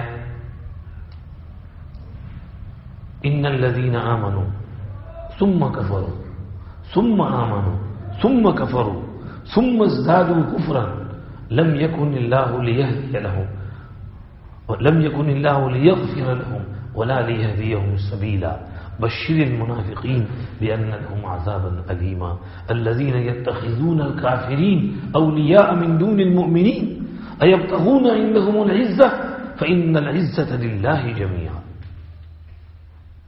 جو لوگ ایمان لائے پھر کفر کیا، پھر ایمان لائے پھر کفر کیا، پھر کفر میں اور بڑھ گئے، اللہ ایسوں کی بالکل بخشش نہیں کرے گا اور نہ ان کو سیدھی راہ سجھائے گا. ایسے منافقوں کو خوشخبری سنا دو دردناک عذاب کی، جو کافروں کو دوست بناتے ہیں ایمان والوں کو چھوڑ کر. کیا وہ ان کافروں کے پاس عزت ڈھونڈتے ہیں؟ سنو، ساری عزت اللہ کے پاس ہے. کتنی سخت وارننگ ہے، اللہ کو کتنی ناراضگی ہے مرتد ہونے والوں سے. اللہ فرماتے ہیں وَمَنْ يَرْتَدِدْ مِنْكُمْ عَنْ دِينِهِ فَيَمُتْ وَهُوَ كَافِرٌ فَأُولَئِكَ حَبِطَتْ أَعْمَالُهُمْ فِي الدُّنْيَا وَالْآخِرَةِ وَأُولَئِكَ أَصْحَابُ النَّارِ هُمْ فِيهَا خَالِدُونَ. جو اپنے دین سے پھر جائے الٹی چال چلے، مرتد ہو جائے، پھر وہ مر جائے کفر کی حالت میں، واپس آ گیا تو بات ختم ہو گئی، اللہ معاف کر دیں گے. لیکن واپس بھی نہیں آیا، کفر کے ساتھ ہی مر گیا، فیمت وہو کافر فاولئک حبطت اعمالهم فی الدنیا والآخرہ. انہوں نے پہلی زندگی میں جو کچھ نیک اعمال کیے تھے سارے عمل بیکار ہو گئے، مرتد ہونے کی وجہ سے سب پہ پانی پھر گیا. حبطت اعمالهم اولئک اصحاب النار، دوزخی ہیں، ہم فیہا خالدون، ہمیشہ اس دوزخ میں رہیں گے. اللہ ہماری حفاظت کرے. قرآن پاک بہت صاف الفاظ میں کہتا ہے. قرآن پاک ایک اور جگہ کہتا ہے سورہ نحل میں، من کفر باللہ من بعد ایمانہ الا من اکرہ وقلبہ مطمئن بالایمان ولكن من شرح بالکفر صدرا فعليهم غضب من الله ولهم عذاب عظيم ذلك بأنهم استحبوا الحياة الدنيا على الآخرة وأن الله لا يهدي القوم الكافرين أولئك الذين طبع الله على قلوبهم وسمعهم وأبصارهم وأولئك هم الغافلون لا جرم أنهم في الآخرة هم الأخسرون هم الخاسرون. جو آدمی کفر کرے ایمان لانے کے بعد، مومن تھا پھر کفر کیا من بعد ایمانی، ہاں الا من اکرہ وقلبہ مطمئن بالایمان، اس کا استثناء ہے. گن پوائنٹ پر کسی کو کہا کفریہ کلمہ کہو، جان بچانے کے لیے اس کو بولنا پڑا، بات اور ہے. جان بچانے کے لیے کفریہ کلمہ پکڑ دینے کی اجازت ہے. بہت مارا پیٹا ٹارچر کیا، اس میں بھی صبر کرنا چاہیے جیسے بلال حبشی نے صبر کیا تھا. لیکن اگر کسی سے صبر نہیں ہو سکا اور اس زبردستی میں اس کو وہ کفریہ کلمہ بولنا پڑا، جیسے عمار ابن یاسر کو بولنا پڑا تھا، اتنا مارا کہ ان کو کفریہ کلمہ بلوایا کہ بولو، تو انہوں نے وہ کفریہ کلمہ کہا، تب کافروں نے چھوڑا. اب وہ جیسے ہی چھوٹے تو روتے ہوئے دربار رسالت میں حاضر ہوئے، یا رسول اللہ آج تو اتنا مارا کہ مجھ سے کفر کا کلمہ بلوا دیا. آپ صلی اللہ علیہ وسلم نے تسلی دی، کوئی حرج نہیں، الا من اکرہ وقلبہ مطمئن بالایمان. دل میں اطمینان ہو تو بات اور ہے، اس میں پکڑ نہیں ہوتی. اگرچہ اس میں بھی ثابت قدمی بہتر ہے، جیسے بلال حبشی نے ثابت قدمی کی تھی، لیکن جان بچانے کے لیے بول دینے کی اجازت ہے. ایک قصہ یاد آ گیا، مفتی شفیع صاحب رحمۃ اللہ علیہ نے یا ایتھا النفس المطمئنہ ارجعی الی ربک راضیۃ مرضیہ فادخلی فی عبادی وادخلی جنتی کے ذیل میں ایک قصہ لکھا ہے. ایک رومی بادشاہ تھا، رومن، اس کی عیسائیوں کی مسلمانوں سے لڑائی ہوئی، مسلمانوں کو شکست ہوئی، بہت سے مسلمان قیدی پکڑے گئے. تو اس نے چند قیدیوں کو بہت مارا اور عیسائی بننے کے لیے کہا. تو ان میں سے وہ جو 3-4 تھے انہوں نے عیسائیت کا کلمہ بول دیا، بیچاروں سے برداشت نہیں ہوا، ان کی زبان سے وہ جملہ نکل گیا. لیکن ایک جو مسلمان قیدی تھا تو اس نے نہیں بولا وہ کلمہ، ڈٹا رہا. انہوں نے بہت مارا. اس کے بعد انہوں نے اس کا گلا کاٹ دیا اور اوپر سے نیچے دریا میں پانی میں پھینک دیا اس کا گلا. اب وہ گلا پانی میں، اس کا سر یہ پانی میں ڈوب گیا، لیکن پھر واپس اوپر آیا اور کھلی ہوئی صاف آواز میں اس نے اعلان کیا. اس نے کہا اے فلان اے فلان اے فلان، تم نے کلمہ کفر بک دیا، میں نے نہیں کہا. الحمدللہ مجھ کو تو یہ آواز آ رہی ہے، یا ایتھا النفس المطمئنہ ارجعی الی ربک راضیۃ مرضیہ فادخلی فی عبادی وادخلی جنتی. جب یہ آواز سنی تو ان لوگوں نے افسوس کیا کہ کاش ہم نے بھی تھوڑا صبر کیا ہوتا، بھلے ہمارا گلا کاٹ دیا جاتا لیکن کفریہ کلمہ تو زبان سے نہ بکتے ہم. مفتی شفیع صاحب نے وہاں غالباً لکھا ہے کہ اس وقت وہاں جتنے عیسائی تھے اس کرامت کو دیکھ کر انہوں نے توبہ کی، وہ بھی مسلمان ہو گئے۔ اللہ پاک کبھی کبھی اس طرح کی کرامت دکھاتے ہیں، تو یہاں اس کا استثناء ہے۔ کبھی مجبوری میں کوئی بولنا چاہے تو شریعت نے اجازت دی ہے۔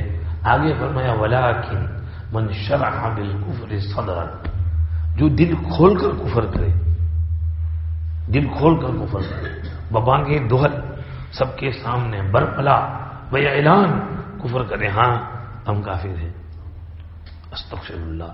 ہمارے یہاں ایسے مرتدوں کی ایک سوسائٹی ہے، اس کا نام انہوں نے رکھا ہے ایکس مسلمز، یعنی ہم کسی زمانے میں مسلم تھے، اور یہ BBC وغیرہ ایسے لوگوں کو بہت پروموٹ کرتے ہیں، ان کو لاتے بھی ہیں، ان کے پروگرام بناتے ہیں، اور اس میں ان کی شرارت یہ ہوتی ہے کہ ان کو دیکھ کر دوسرے بھی مرتد ہو۔ حضور کے زمانے میں بھی بعض یہودی ایسا کرتے تھے، اس کا سورہ آل عمران میں تذکرہ ہے۔ وقالت طائفة من اہل الكتاب آمنوا بالذی انزل علی الذین آمنوا وجہ النہار واکفروا آخرہ لعلہم یرجعون۔ یہودیوں کی اہل کتاب کی ایک جماعت نے یہ کہا کہ یہ مسلمان جس قرآن پر ایمان لائے ہیں، تم بھی دن کے شروع میں اس پر ایمان لے آؤ اور دن کے آخر میں شام کے وقت پھر کافر بن جاؤ، پھر یہودی بن جاؤ، پھر اہل کتاب والے بن جاؤ۔ تمہاری اس حرکت کو دیکھ کر شاید اور لوگ بھی واپس لوٹ آئیں گے، وہ یہ سوچیں گے کہ یہ یہودی مذہب کا اتنا بڑا ربائی ہے، یہ عیسائی مذہب کا اتنا بڑا پادری اور پریسٹ ہے، یہ مسلمان ہوا تھا اور واپس آ گیا، چلا گیا، تو واقعی اس کو دین اسلام میں کچھ نہ کچھ خامی نظر آئی ہے، دین اسلام میں کچھ خرابی ہے، اسی لیے یہ واپس چلا گیا، چلو ہم بھی واپس چلے جاتے ہیں، لعلہم یرجعون، یہ ان کی سازش ہوتی ہے۔ تو ان لوگوں کی بھی یہ سازش ہے کہ ایسے لوگ کو خوب آگے کرو، ان کے یوٹیوب پر ویڈیو بنتے ہیں اور پھر اس ویڈیو میں وہ اپنا مذاق اڑاتے ہیں دین اسلام کی۔ ایک لڑکی اچھی بڑی اچھے گھرانے کی، ماں باپ بھی جماعت میں جانے والے نیک، اور شاید گھر میں ایک لڑکی ہوگی، ایک آدھ بھائی ہوگا اس کا، ماں باپ نے اس کو دینی تعلیم بھی دی تھی، برقع بھی پہنتی تھی، اور تھوڑا سا علمیت، تھوڑا سا پڑھا بھی تھا، اس نے پوری عالمہ نہیں تھی، پڑھا تھا کچھ، مرتد ہو گئی۔ کیوں مرتد ہو گئی؟ بوائے فرینڈ کی وجہ سے، اور کھلے پال یوٹیوب پر اس نے ویڈیو بنایا اور رکھا، اور دوسری لڑکیاں بھی ہیں اور ان کے ساتھ اس یوٹیوب کی ویڈیو میں مذاق اڑا رہی ہے، میرے ماں باپ اتنے اسٹرکٹ تھے، سخت تھے، اور یوں تھے وہ تھے، انہوں نے میرے ساتھ یوں کیا تھا وہ کیا تھا۔ اس کے ماں باپ تو بیچارے بہت فلیکسیبل تھے، اس کو ہر طرح کی چھوٹ دے رکھی تھی، اور اس کو جو مانگتی تھی وہ دیتے تھے، اس کی ہر مرضی پوری کرتے تھے، لیکن نفس شریر تھا، عملی زندگی تھی نہیں، زبردستی مدرسے جاتی تھی، وہ کہتی تھی کہ میرا پڑھائی میں دھیان نہیں تھا، مجھے وہاں زبردستی بھیجتے تھے، مجھے وہاں سے نکلنا تھا، لیکن ماں باپ وہاں سے نکالتے نہیں تھے، تو میں کوشش کرتی کہ میرا اخراج ہو جائے، مجھے نکال دیا جائے، تو میں سب قانون توڑتی تھی، انہوں نے لپسٹک لگانے سے منع کیا تھا، میں جان بوجھ کر لپسٹک لگا کر جاتی، وہ کہتی ہے کالا لباس پہنو تو میں کلرنگ لباس پہن کے جاتی کہ وہ مجھے نکال دیں، لیکن انہوں نے مجھے نکالا نہیں، پھر میں نے یوں کیا وہ کیا، پھر انہوں نے مجھے نکال دیا، تو پھر جو ہے وہ مجھے یہ کرنا تھا وہ کرنا تھا، ایسی زندگی گزارنی تھی۔ یونیورسٹی میں گئی، یونیورسٹی میں مجھ کو ایک لڑکا مل گیا، اس کے ساتھ دوستی ہو گئی، کام خراب ہو گیا۔ اب جو یہ کیفیت ہوتی، ایسی بعض لڑکیاں ہیں، بعض لڑکیاں تو ایسی بھی ہو گئی ہیں کہ وہ جو ننگی ناچنے والیاں ہوتی ہیں ان کے ساتھ چلے گئی، رنڈی پنا کرتی ہیں، اللہ حفاظت فرمائے۔ یہ اصل میں عورتوں میں تعلیم کی کمی کا نتیجہ ہے، اور ماں باپ کی طرف سے تربیت، عملی زندگی عورتوں پر کڑی نظر رکھنی چاہیے، لڑکیوں پر خاص طور پر۔ لڑکے تو چلو مسجد میں بھی آ کے نماز پڑھ لیتے ہیں، لڑکیاں گھروں میں نماز نہیں پڑھتی۔ آپ دیکھ لیجئے، عورتیں شاید 1% بھی نمازی نہیں ہوں گی۔ نمازوں کی عادت ڈالو، مستورات خود گھر میں نماز پڑھیں، اپنی بچیوں سے نماز پڑھوائیں، فجر میں بھی اٹھائیں، ان کو پڑھنا پڑے گا، چھٹکارا نہیں ہے۔ ظہر، عصر، مغرب، عشاء ساری نماز میرے سامنے پڑھو، نماز کا عادی بناؤ، بچپن سے ان کو نماز کا شوق ان کے دل میں پیدا کرو کہ وہ جذبہ ایسا ہو جائے کہ وہ خود بخود نماز پڑھنے لگے۔ ہمارے یہاں مانچسٹر میں ایک تھے ہمارے قاضی، اللہ کی رحمت میں پہنچ گئے، اللہ ان کو جنت نصیب کرے۔ بہت پہلے ان کے جب بچے چھوٹے چھوٹے تھے تو وہ فجر میں اہتمام سے بچوں کو اٹھاتے تھے، 4:30 بجے فجر کی نماز، 11 بجے عشاء کی نماز، پھر بھی وہ کہتے تھے عشاء پڑھو 11 بجے، اس کے پہلے نہیں سونے گا، فجر اٹھ کر 4:30 بجے پڑھنا، پھر دوبارہ سو جانا، لیکن فجر ٹائم پر پڑھنا ہوگا۔ تو گھر والے کبھی کہتے کہ یہ ابھی چھوٹے ہیں، ابھی 11-12 سال کے ہیں، ان کو اسکول جانا ہے، لیسن کرنا پڑتا ہے۔ یوسف بھائی کہتے یہ اسکول نہ جائیں، مجھے کچھ پرواہ نہیں ہے، قیامت کے دن اللہ پاک یہ نہیں پوچھیں گے کہ اسکول گئے تھے یا نہیں گئے تھے، ایجوکیشن حاصل کیا تھا کہ نہیں کیا تھا، یہ پوچھیں گے کہ فجر پڑھی تھی کہ نہیں، عشاء پڑھی تھی کہ نہیں۔ تو قیامت کے دن ان کو جواب دینا مشکل ہو جائے گا، یہ اب بالغ ہو گئے ہیں، نابالغ ہوتے تو بات اور ہوتی، بالغ ہو گئے ہیں، نماز فرض ہو گئی ہے۔ سب بچوں بچیوں کو فجر میں بھی اٹھاتے اور عشاء بھی پڑھا کے پھر سلاتے۔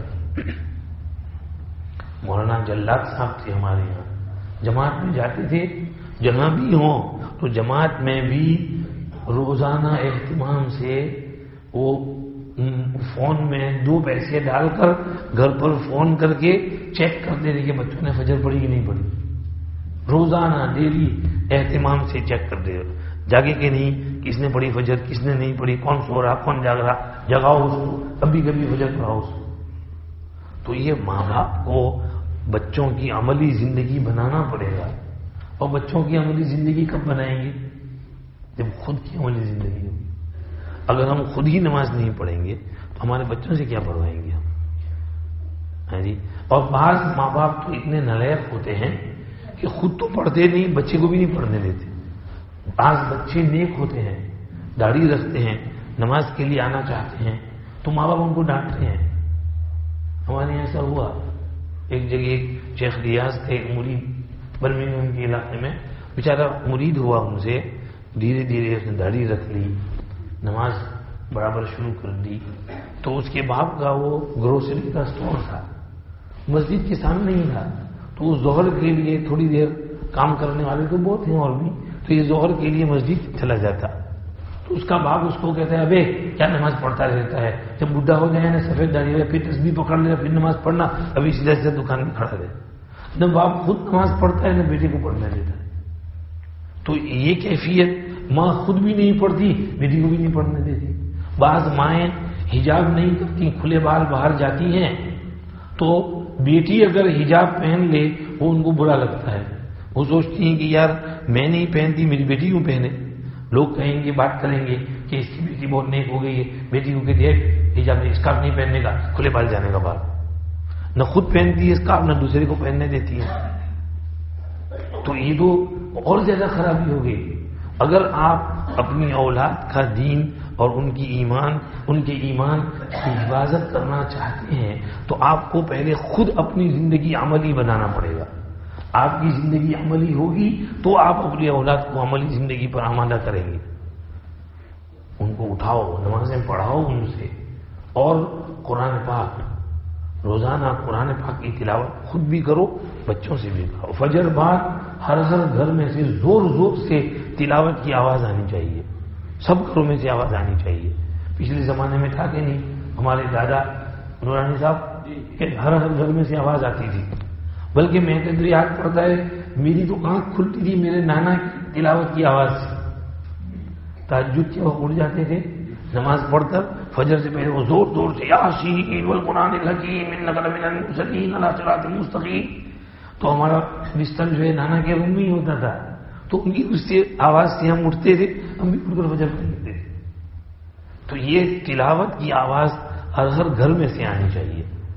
حضرت مولانا علی میاں ندوی رحمت اللہ علیہ کا ایک ملفوظ ہے کہ میری تربیت میری ماں نے کی، اور میری ماں دو باتوں کا بڑا اہتمام کرتی تھی۔ ایک تو یہ کہ روزانہ فجر کی نماز اور فجر کے بعد تھوڑی دیر قرآن شریف کی تلاوت۔ یہ کہتی نہیں کہ تلاوت بالکل ناغا نہیں ہونی چاہیے، بس فجر پڑھو، فجر بعد تھوڑی دیر قرآن شریف پڑھو، پھر آگے جو کام کرنا ہے کرو۔ اور دوسری یہ گھر میں جو خادمہ کام کرنے کے لیے آئے اس کے ساتھ ادب اور تمیز سے پیش آنا، ذرہ برابر بھی بڑائی کا خیال تصور دل میں نہ آئے۔ مولانا صاحب فرماتے ہیں ایک مرتبہ وہ خادمہ کو میں نے زور سے تیزی میں کچھ کہہ دیا، والدہ نے سن لیا، والدہ نے بولا علی یہ کیا کہا تو نے؟ یہ بات کہنے کی نہیں ہے، وہ تم سے بڑی ہیں، بھلے ہمارے گھر میں خدمت کرتی ہیں، عمر میں تم سے بڑی ہیں، تمہارے ذمہ ضروری ہے ان کا ادب کرو۔ اب میں ان کو واپس بلاتی ہوں، تم ان سے میرے سامنے معافی مانگو۔ ان کو بلایا، علی سے کہا معافی مانگو، بہت مشکل پڑ رہا ہے، سوری کہنا بہت مشکل کام ہے، لیکن سوری کہنا پڑا، معاف کر دیجئے مجھ سے غلطی ہو گئی۔ یہ تربیت ہوئی کہ اپنے اندر تکبر نہ آئے، تواضع رہے، تو اپنے بچوں کے اندر تواضع پیدا کرو، تکبر نہ آنے دو، ان میں نماز کا پابند بناؤ، تلاوت کی ان کو عادت ڈالو۔ جب یہ عملی زندگی میں رہیں گے تو یہ قلب میں جو ایمان کی روشنی ہے یہ روشنی سلامت رہے گی۔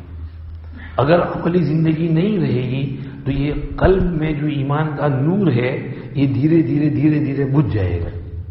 جیسے دیے میں تیل کی ضرورت پڑتی ہے، تیل ختم ہو جائے تو دیا بجھ جاتا ہے، بس اسی طرح ہمارے قلب میں جو ایمان ہے اس کا تیل عمل ہے۔ اگر عمل کا تیل ختم ہو جائے گا تو یہ دیا بجھ جائے گا، وہ نور ختم ہو جائے گا، وہ روشنی چلی جائے گی، اندھیرا ہو جائے گا دل میں۔ تو یہ تیسری قسم کا جو ارتداد ہے وہ عملی ارتداد نہیں، وہ ذہنی ارتداد نہیں، اس سے آگے بڑھ کر کے کھلا ارتداد ہے، علل اعلان کہہ دینا کہ میں نے اسلام چھوڑ دیا ہے، میں اب مسلمان نہیں ہوں اور مجھے آپ مسلمان مت کہنا۔ یہ کیفیت ہو جائے پھر آدمی ختم ہو جاتا ہے۔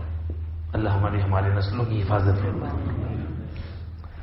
ایک طرف تو یہ چیز ہے، دوسری طرف جو ایمان پر ثابت قدمی ہے، بس اب میں اس پر بات پوری کرتا ہوں۔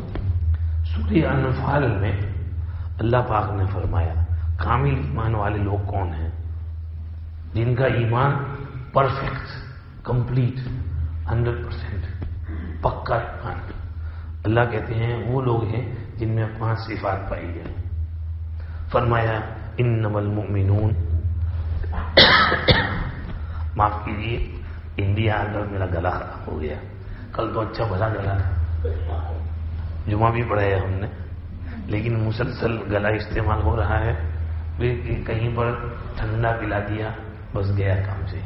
خیر یہ تو اسباب کے درجے میں ہے، دعا کرو واپس میری آواز آ جائے۔ اس لیے میں کہتا ہوں کہ اگر گلا صحیح ہوتا تو آپ کو زور سے قرآن پاک کی آیت ذرا سناتے تو اس کا اثر بھی قلب میں پڑتا۔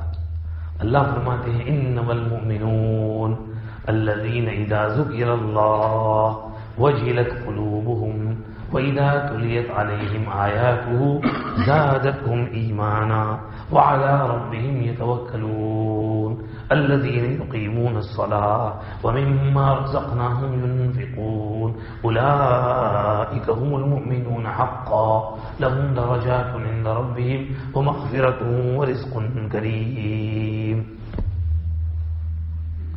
بے شک ایمان والے تو صرف وہی لوگ ہیں جو نمبر 1 جن کے سامنے اللہ کا تذکرہ کیا جائے، اللہ کا نام لیا جائے تو ان کے دل کانپ اٹھے، چونک رہے، دل کانپ اٹھے۔ آپ کو سلف صالحین میں ایسے بہت قصے ملیں گے کہ جب اللہ کا نام ان کے سامنے لیا جاتا ایک دم سے وہ سنبھل کے بیٹھ جاتے، چونک جاتے. اللہ کا تذکرہ کر دیا، اللہ کی بات آ گئی، قرآن کی کوئی بات آ گئی، فل سٹاپ، آگے ایک قدم بھی آگے نہیں بڑھنے کا. ان کے دل میں اللہ کی محبت ایسی تھی.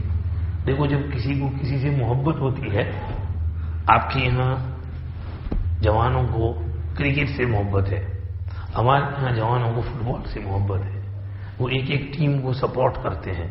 ان کے پلیئر ہوتے ہیں، جو زیادہ کھول کرتا ہے اس سے محبت کرتے ہیں.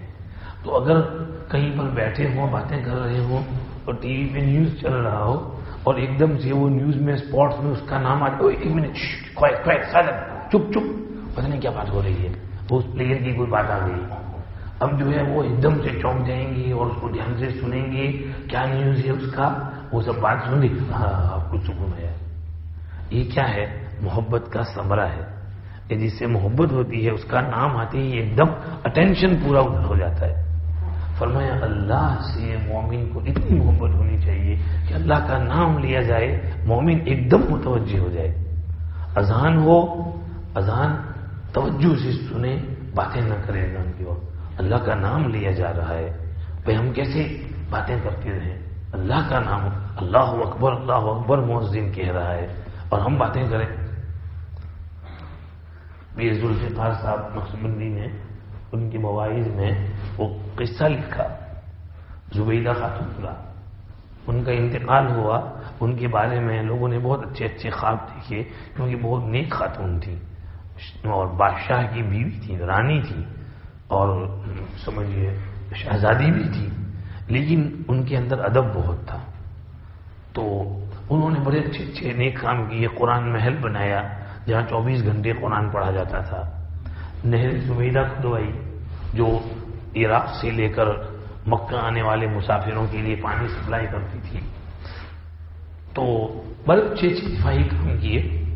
ان کے انتقال کے بعد کسی نے ان کو خواب میں دیکھا. پوچھا زبیدہ کیا حال چال ہے، اللہ کی یہاں پیشی ہوئی کیسا رہا؟ کہنے لگی کہ ہاں اللہ کے لیے سامنے پیشی ہوئی. اللہ نے فرمایا زبیدہ میرے لیے کیا لائی ہو؟ میں نے کہا کہ اللہ میں آپ کے لیے قرآن محل لائی ہوں، وہاں قرآن شریف پڑھا جاتا ہے، ابھی بھی پڑھا جا رہا ہے، 24 گھنٹے قرآن چلتا تھا، آواز آتی رہتی تھی. فرمایا تو نے وہ قرآن محل بنے اس میں کیا ہے؟ پیسے دیے تھے، بنایا تو نے، میرے لیے کیا ہے؟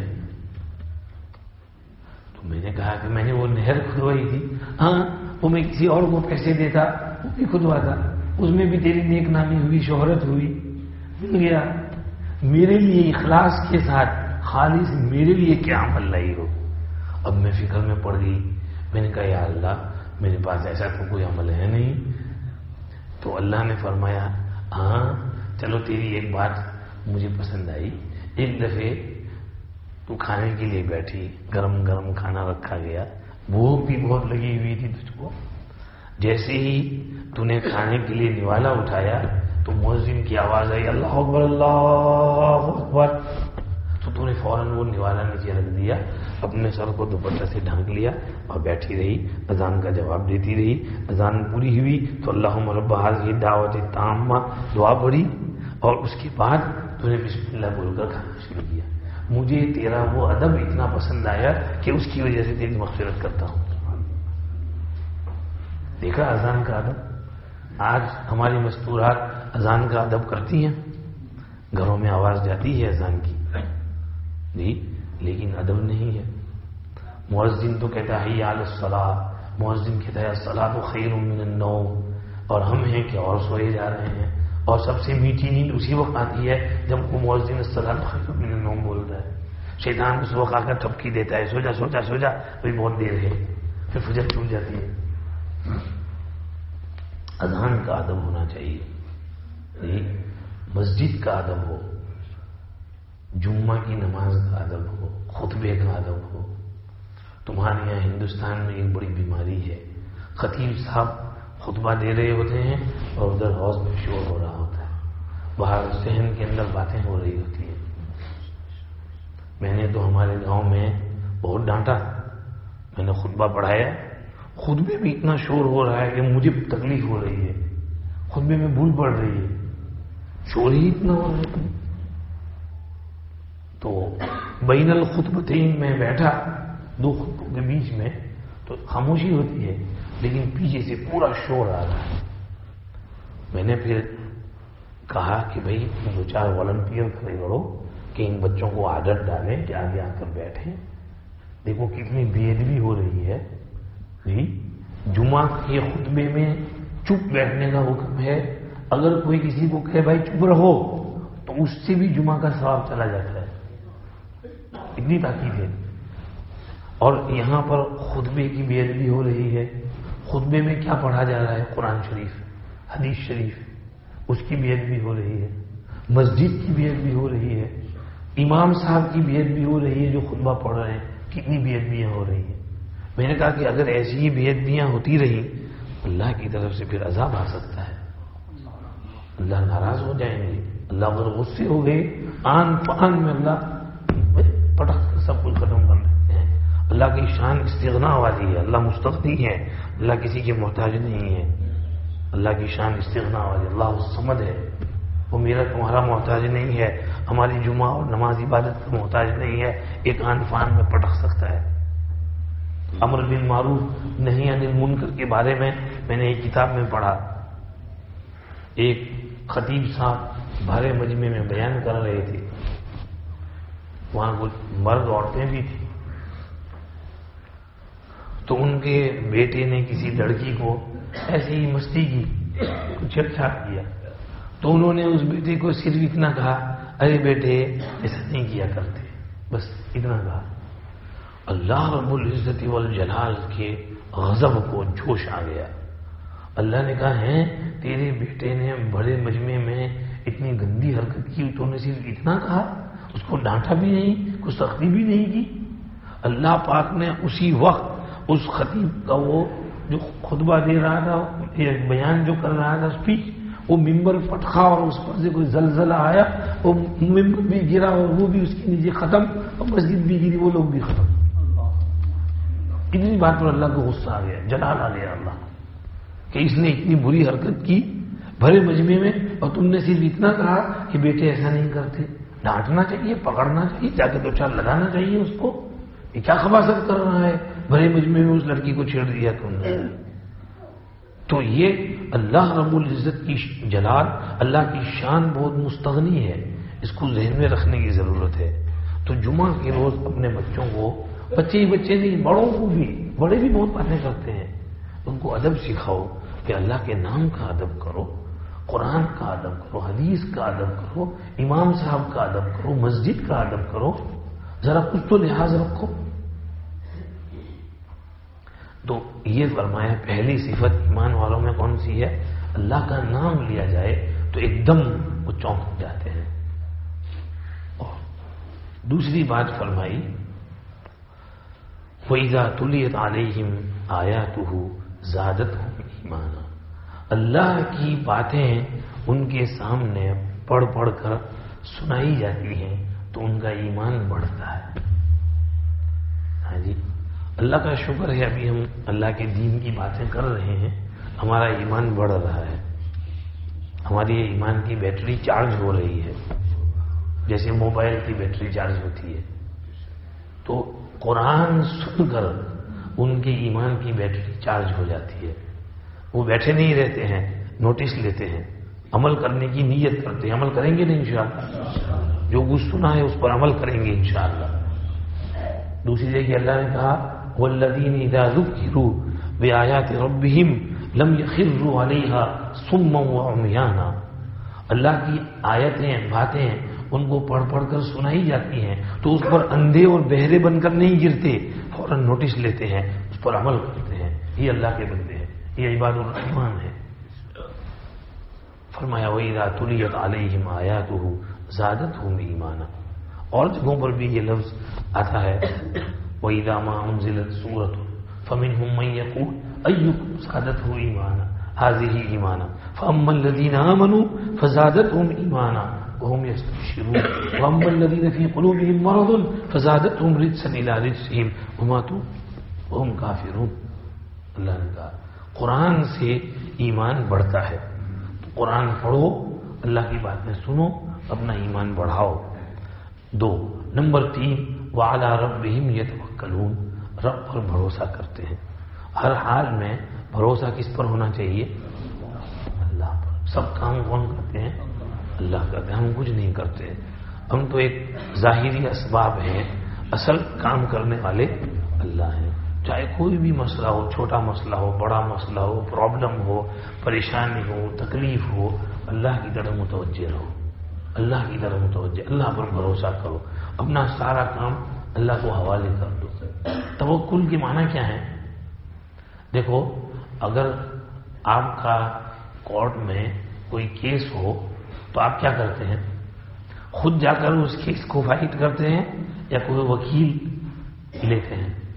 وکیل لیتے ہیں نا. اس وکیل کو کہتے ہیں وکیل صاحب یہ مسئلہ ہے، ذرا مقدمہ ہے، ذرا یہ ہمارا کام کر دو. تو پھر وکیل صاحب آپ کی ساری فائلیں دیکھتے ہیں اور پھر اس میں سے جو مناسب کارروائی ہوتی ہے وہ کرتے ہیں. اب آپ وکیل صاحب کے کام میں انٹرفیئر کرتے ہو، اس کے کام میں دخل گیری کرتے ہو نا. وکیل صاحب جو کرتے ہیں، وکیل صاحب جیسا کہتے ہیں ایسا کرو. آپ کو تو صرف وکیل صاحب کا بل بھر دینا ہے اور وکیل صاحب آپ کا کیس فائٹ کریں گے، جیت جائیں گے آپ کے لیے انشاءاللہ. تو آپ اپنا سارا کام وکیل کے حوالے کر دیتے ہیں، آپ اس میں دخل گیری نہیں کرتے. بس یہی ہے توکل، اللہ کو وکیل بنانے کا. یعنی فاتخذہ وکیلا رب المشرق والمغرب لا الہ الا ہو فاتخذہ وکیلا. اللہ کو اپنا وکیل بناؤ. اللہ آپ میرے وکیل ہیں، میں نے اپنا مسئلہ آپ کے حوالے کر دیا ہے، آپ میرے لیے سوٹ آؤٹ کریں. یہ ہے توکل. اور توکل کا اعلیٰ درجہ، اللہ کے نیک بندے ہوتے تھے وہ اس درجے پر پہنچے ہوتے تھے. وہ بندے ایسے ہوتے تھے حج کے سفر میں بھی ایسے ہی پیدل نکل پڑتے تھے، راستے میں کھانا پینا کچھ نہیں. کسی نے پوچھا بھائی تمہارے کھانے پینے کا؟ وہ جوان لڑکا تھا اور کاملی میں سے تھا، جا رہا ہے تو قافلہ وہاں سے گزرا، اس کو پوچھا کہاں جا رہے؟ حج میں جا رہے ہیں. کھانے پینے کا کچھ سامان؟ کھانے پینے کا سامان کیا ہے وہاں سے لے لیں. ارے بھی کوئی اسباب تو ہوں گے، اسباب کی کیا ضرورت ہے؟ کاف ہایا عین صاد کفایتنا حامی مین سین قاف حمایتنا، اسے سب کام ہو جاتا ہے. انہوں نے کہا نہیں پھر بھی کچھ تو ہوگا. اچھا بھائی تم کھانا کہاں سے کھاتے ہو؟ تو یہ تھیلے میں سے نکال کر یوں کر کے ہاتھ مارا اور اس کے ہاتھ میں پیسے ہیں، چلو آ گئے پیسے. یہ کہاں سے؟ غیب سے اللہ بندوبست کرتے ہیں، دستے غیب حاصل. سلمان فارسی رضی اللہ عنہ بہت زاہدانہ زندگی گزارتے تھے. چھوٹا سا جھونپڑا تھا، حالانکہ شہر مدائن کے امیر تھے، گورنر تھے، لیکن چھوٹے سے چپڑے میں رہتے تھے. بعض اوقات جمعہ کی نماز میں لیٹ ہو جاتے تھے. کیوں لیٹ ہوتے تھے؟ اس لیے کہ پہننے کے صرف ایک ہی جوڑی کپڑے تھے، تو اس کو ندی پہ جا کے دھوتے تھے، سکھاتے تھے، پھر اس کو پہن کے اسی ایک جوڑی کو پہن کے نماز میں. تو کبھی ونٹر میں سوکھنے میں دیر لگ جاتی تھی تو جمعہ میں بھی دیر سے پہنچتے تھے. اتنے ظاہر.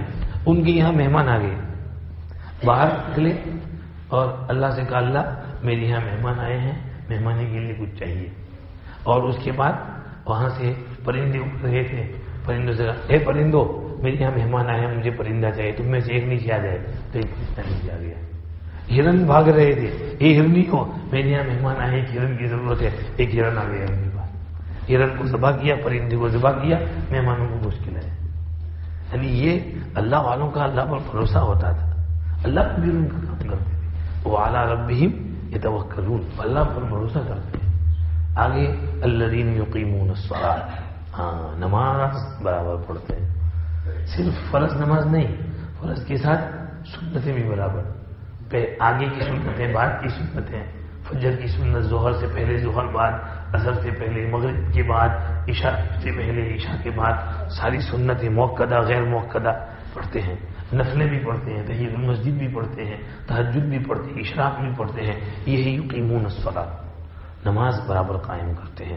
اور وَمِمَّا رَزَقْنَاهُمْ يُنْفِقُونَ، سخی ہے، سخاوت کرتے ہیں، خرچ کرتے ہیں. سخاوت کرو جہاں جہاں آپ کو راستہ ملے. بلکہ حدیث میں تو وَلَوْ بِشِقِّ تَمْرَةٍ فرمایا کہ اگر کوئی آدمی اتنا غریب ہے کہ اس کے پاس صرف ایک کھجور ہے اور کچھ نہیں ہے، وہ کھانے والا ہے، کوئی دوسرا غریب آ گیا تو اس کو آدھا کرے، آدھا صدقہ کرے اور آدھا خود کھائے، یہ بھی جہنم کی آگ سے بچائے گا. اتنے غریب آدمی کو بھی صدقہ کرنے کا حکم ہے. آج ہم یہ سمجھتے ہیں صرف مالدار صدقہ کرے، مالدار نہیں، غریب کو بھی صدقہ کرنا چاہیے. صدقہ کرنے سے اس کو بھی فائدہ ہوگا. صدقہ کرو، سخی بنو. فرمایا اولئک هم المؤمنون حقا، جو یہ 5 کام کرتے ہیں، اللہ کا نام آئے تو چونک جاتے ہیں، قرآن پڑھیں یا سنیں ایمان بڑھتا ہے، اللہ پر بھروسہ رکھتے ہیں، نماز برابر پڑھتے ہیں، سخی ہیں، ایسے لوگ اولئک هم المؤمنون حقا، یہ پکے مومن ہیں. کیا کہا؟ یہ پکے مومن ہیں، ڈھیلے بوجھے مومن نہیں، یہ پکے ایمان والے ہیں. معلوم ہوا ایمان پکا ہوگا ان کاموں سے. خود بھی یہ کام کرو، اپنی اولاد سے بھی کراؤ، اپنے بچوں سے بھی کراؤ، اپنی بیویوں سے بھی، لڑکیوں سے بھی، گھر میں بھی، تب جا کر کے یہ کام بنے گا. اولئک هم المؤمنون حقا. آگے لہم درجات عند ربہم ومغفرۃ ورزق کریم. ایسے ایمان والوں کو اللہ کے یہاں بڑے اونچے درجے ملیں گے، بخشش ملے گی اور بہت عزت والی روزی ملے گی. اللہ پاک مجھے بھی ایمان کامل نصیب فرمائے، آپ کو بھی ایمان کامل نصیب فرمائے. اللہ ہمارے جوان بچوں اور بچیوں کے ایمان کی حفاظت فرمائے. جو ایمان سے دور چلے گئے ہیں اللہ ان کو قریب کر دے، جو ایمان سے خارج ہو گئے ہیں اللہ ان کو واپس ایمان میں لے آئے. اور اللہ پورے گجرات، پورے ہندوستان میں، پوری دنیا میں تمام مسلمانوں کے حال پر رحم فرمائے.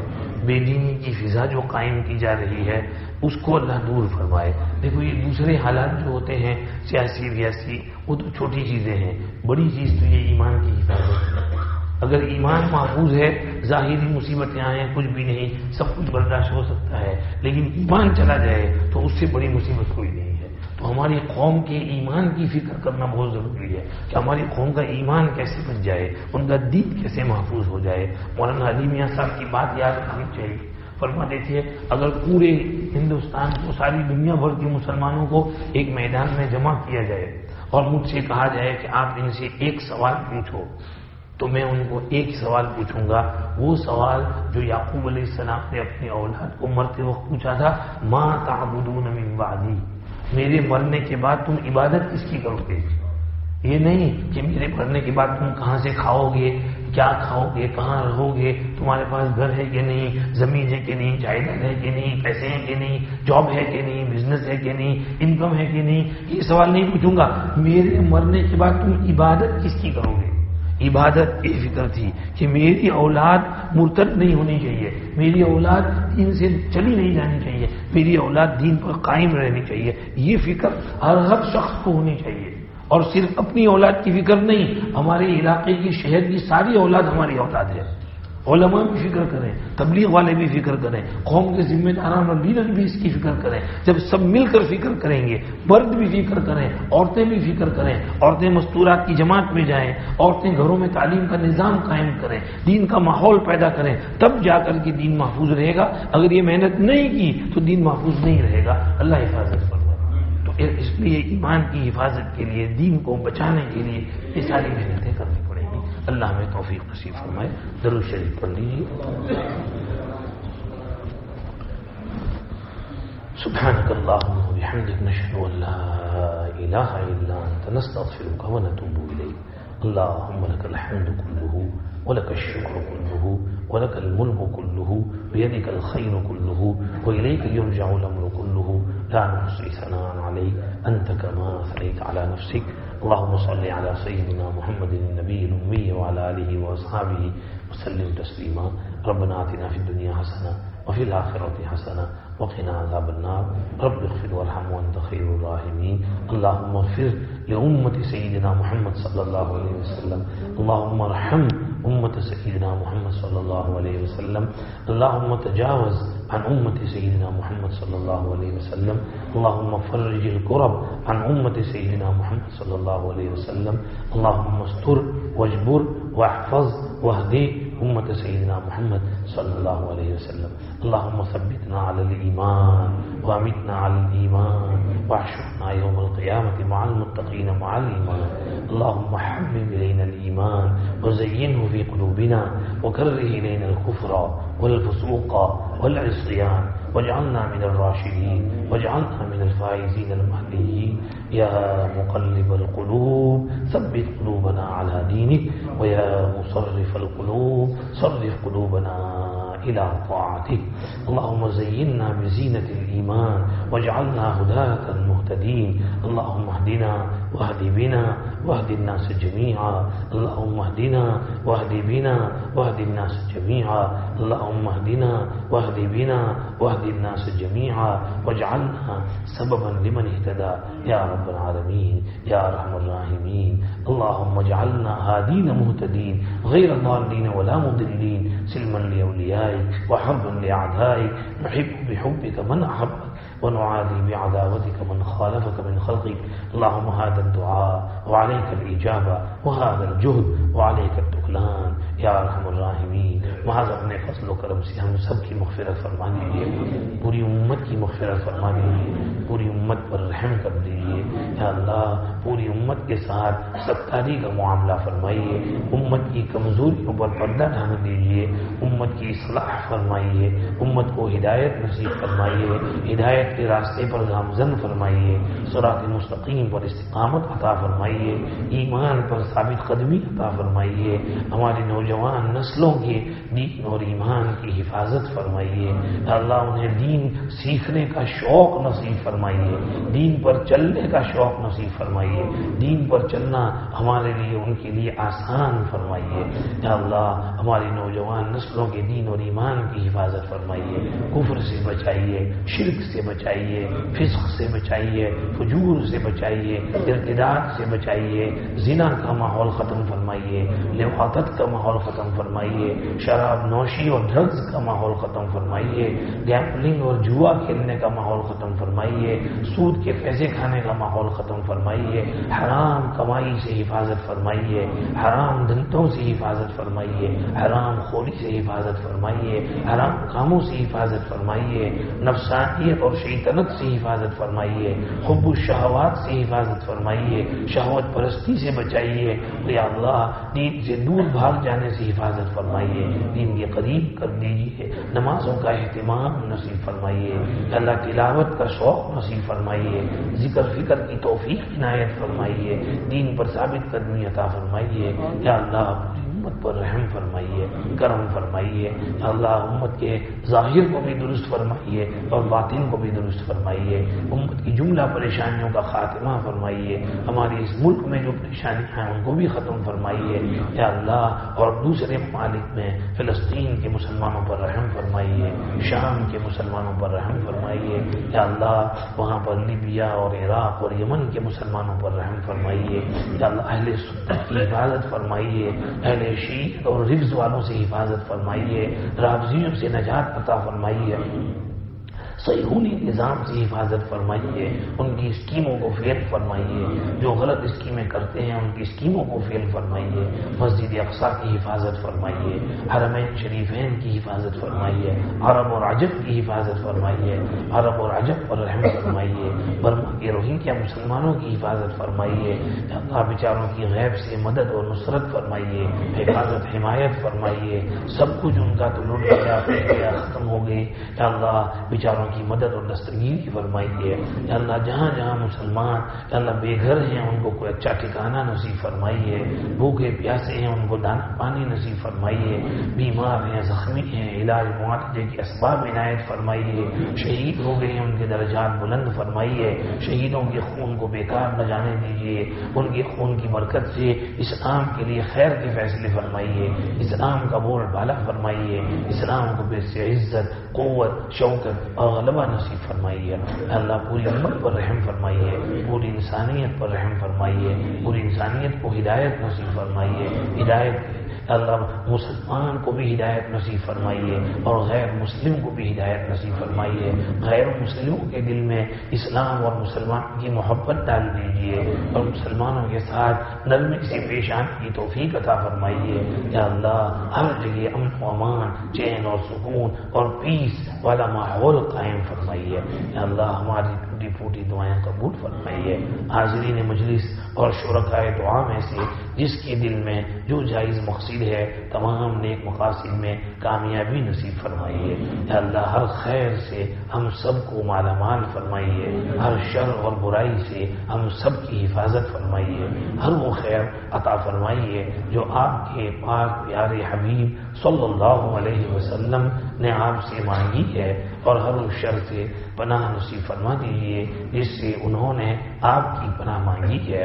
ربنا تقبل منا انک انت السمیع العلیم وتب علینا انک انت التواب الرحیم وصلی اللہم وسلم علی سیدنا محمد وآلہ واصحابہ اجمعین سبحان ربک رب العزت عما یصفون وسلام علی المرسلین والحمد للہ رب العالمین برحمتک یا ارحم الراحمین۔